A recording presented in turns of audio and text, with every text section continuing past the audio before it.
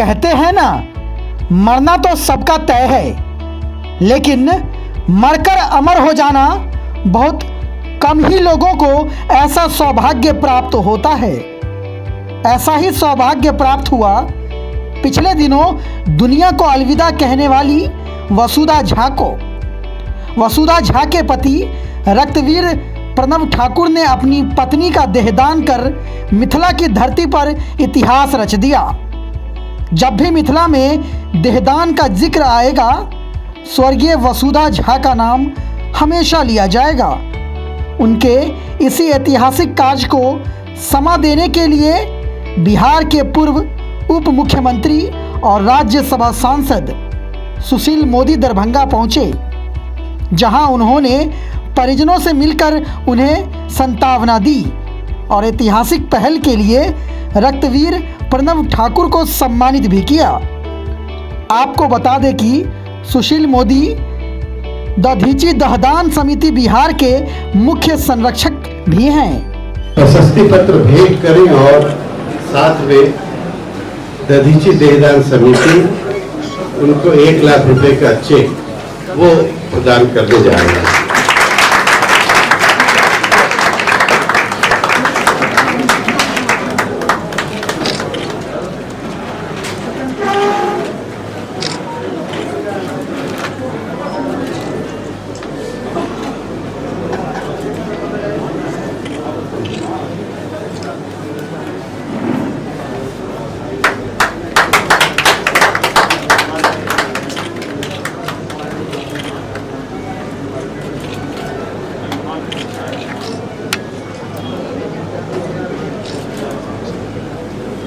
बिहार सरकार के माननीय मंत्री श्री जीवेश मिश्रा जी, हायाघाट के माननीय विधायक श्री रामचंद्र प्रसाद जी, अलीनगर के माननीय विधायक श्री मिसिलाल यादव जी, बिहार विधान परिषद के माननीय सदस्य श्री सुमन महासेठ जी, हमारे दधीची देहदान समिति के सक्रिय सदस्य श्री मुकेश हिसारिया जी, श्री प्रदीप चौरसिया जी, श्री अरुण सत्यमूर्ति जी, श्रीमती संगीता शाह जी, श्री नंद किशोर अग्रवाल जी, श्री शैलेश महाजन जी, श्री पवन सुरेखा जी, श्री अतुल कुमार जी, श्री जीवत सानी जी, श्री नीरज अग्रवाल जी, श्री हरीश सानी जी, सतीश जी और यहाँ उपस्थित मित्रों, बहनों और भाइयों।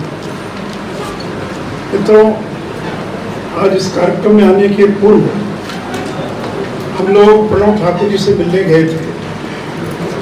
उनके घर पर जाकर उनको हम लोगों ने सम्मानित करने का काम किया था। साथ ही पंडित चंद्रनाथ मिश्रा जी का भी एक दिन पूर्व देहावसान हो गया। 99 साल की उम्र में उनकी मृत्यु हुई। हम लोग उनके भी घर पर गए तो उनके परिवार के लोगों को सांत्वना देने के लिए। मेरे मित्रों, प्रणव ठाकुर जी ने जो काम किया है वो आगे आने वाले वर्षों तक लोगों को प्रेरणा देता रहेगा। ये कोई सामान्य काम नहीं है और आज भी मुझे मालूम है कि उनको कितने विरोध का सामना करना पड़ा। अभी मिथिला का समाज जो परंपरागत समाज है कि भाई आपने दाह संस्कार नहीं किया तो उसको मोक्ष मिलेगा कि नहीं मिलेगा, अगले जन्म में क्या होगा, ऐसी तरह तरह की भ्रांतियां। लेकिन मरने वाला तो चला गया, लेकिन जो परिवार के लोग उनके हिम्मत की दाद है। हम उनकी दोनों बेटियों से हम लोग मिले थे। पूरा परिवार जो है उस संकल्प के साथ एकजुट था, सारे विरोध के बावजूद कि नहीं, हमने संकल्प लिया था, पत्नी ने भी संकल्प लिया था देहदान का, उस संकल्प को मैं पूरा करने का काम करूंगा। यहाँ पर डीएमसीएच के प्रिंसिपल, सुपरिटेंडेंट और अन्य पदाधिकारी भी मौजूद हैं, क्योंकि दरभंगा में कभी बॉडी डोनेशन हुआ तो उनको भी नहीं मालूम क्या करना, कैसे करना। मैं उनको भी धन्यवाद देना चाहूँगा कि शुरू में थोड़ी कठिनाई हुई, लेकिन उन्होंने भी इस प्रक्रिया को पूरा करने का काम किया। और मित्रों, जब हम लोग सरकार में थे उसी समय माननीय मुख्यमंत्री नीतीश जी ने बिहार के सभी ब्लड बैंक में और सभी मेडिकल कॉलेज में सभी 8 मेडिकल कॉलेज में आई बैंक स्थापित करने का निर्णय लिया गया था और 8 करोड़ 28 लाख रुपया उसके लिए स्वीकृत किया गया। लगभग 1.25 करोड़ प्रत्येक मेडिकल कॉलेज के लिए। लगभग अधिकांश जगह आई बैंक बनकर तैयार हो गया, लेकिन कोरोना के कारण पिछले 9-10 महीनों से थोड़ा काम प्रभावित हो गया। अन्यथा वसुधा झा जी का जो नेत्रदान हुआ उसके लिए पटना से टीम आने की आवश्यकता नहीं पड़ती। मुकेश जी, विमल जी और पूरी टीम को मैं धन्यवाद दूंगा, जिन्होंने IGIM से संपर्क करके 3 घंटा चलकर वो टीम आई दरभंगा और उनका नेत्र लेकर, कॉर्निया लेकर फिर वापस पटना गई। अगर दरभंगा में ही अगर आई बैंक होता तो शायद इतनी कठिनाइयों का सामना नहीं करना पड़ता। मैं सुपरिटेंडेंट और प्रिंसिपल सभी लोगों से आग्रह करूंगा कि ये आपका दायित्व, और कहीं दिक्कत हो तो मुझे बताइए। जीवेश जी यहाँ बैठे, लेकिन अगले 6 महीने के भीतर दरभंगा के अंदर आई बैंक प्रारंभ होना चाहिए। ये आप लोगों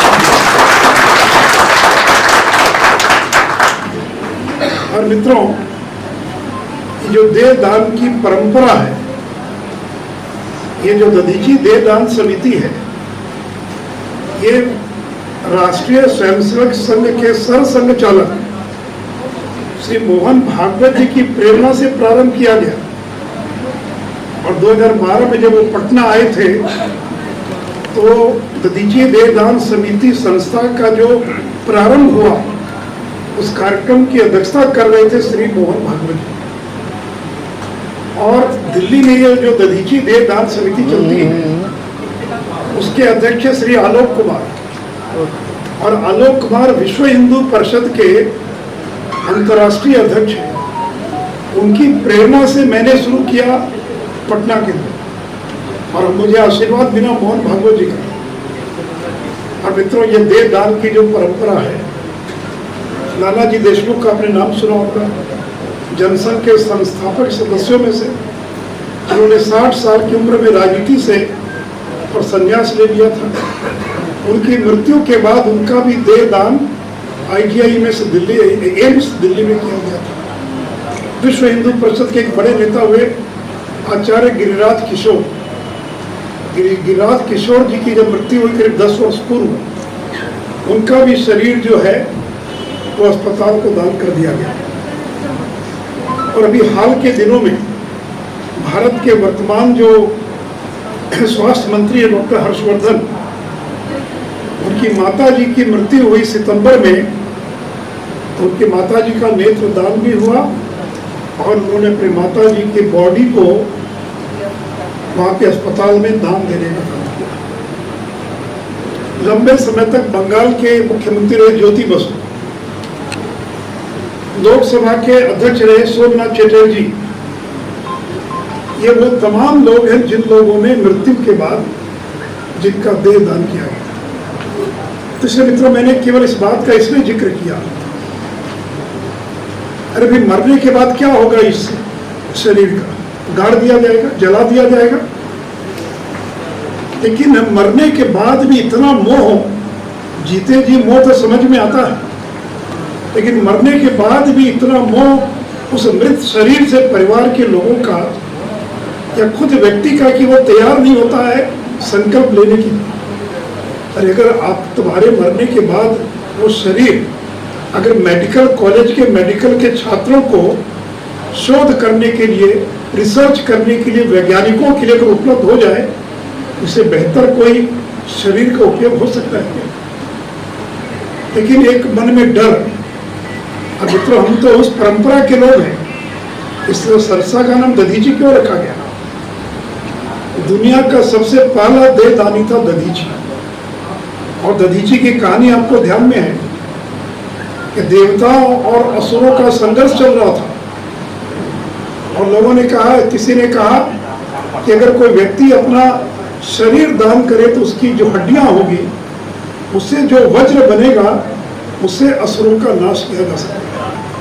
तो कहते कि सारे देवता गए दधीची के पास और कहा कि भगवान अगर आप अपने शरीर की हड्डियां दे दें तो हम असुरों का नाश कर देंगे। और कहते कि दधीची ने अपने शरीर पर नमक लगाकर साधना में बैठ गए, वर्षों लगे, उनका पूरा शरीर गल गया और उनके गले में शरीर की जो हड्डियां थी, उसे जो वज्र बना, उसे जो हथियार बना। आते हो तो अपने पीड़ित भाइयों की सेवा कर लो, पीड़ित समाज की सेवा कर लो। और वाकई सेलिथीमिया एक ऐसा अभिशाप हो गया है गरीब आदमी के लिए कि गरीब आदमी के माँ बाप को अगर पता चल जाए कि सेलिथीमिया है तो घर आके रोने के सिवा, छाती पीटने के सिवा और ये देखना कि अपने सामने अपने बच्चे की मौत धीरे धीरे हो जाएगी या 100 जनों की मौत धीरे धीरे हो जाएगी, इस दुख को दिल में दबाकर जीना पड़ता है। उस सेलिथीमिया रोग को हटाने के लिए जो भी साथी आज प्रयास कर रहे हैं, मैं उनसे आग्रह करूंगा कि आपको अगर हमसे भी किसी स्तर पर कोई सहयोग चाहिए होगा तो हम आपके साथ हैं। इन्हीं आश्वासन के साथ आप सभी को प्रणाम करते हुए, हमारे नेता तो इतने व्यस्त रहे हैं, पूरी जिम्मेदारी लेकर आज भी इतने अच्छे तरीके से हम लोग कहीं फंसते हैं तो इनका मार्गदर्शन चाहिए होता है। और इतनी व्यस्तता के बाद आपने जो माइलस्टोन तय किया इस दधीची देहदान समिति के प्रति, आपका समय समय पर चाहे वो IGIMS हो या पटना का कोई जगह हो, आप जिस तन्मयता के साथ लगातार काम कर रहे हैं, इसको बढ़ावा दे रहे हैं, आपको पूरा दरभंगा अपनी ओर से आभार व्यक्त करता है। और अंत में पुनः एक बार हम आज के जो अपने आदरणीय प्रदीप चौरसिया जी हैं, पवन सुरेका जी है और प्रणव ठाकुर जी हैं, प्रणव ठाकुर जी के कारण हम सभी लोग यहाँ आज मुख्य रूप से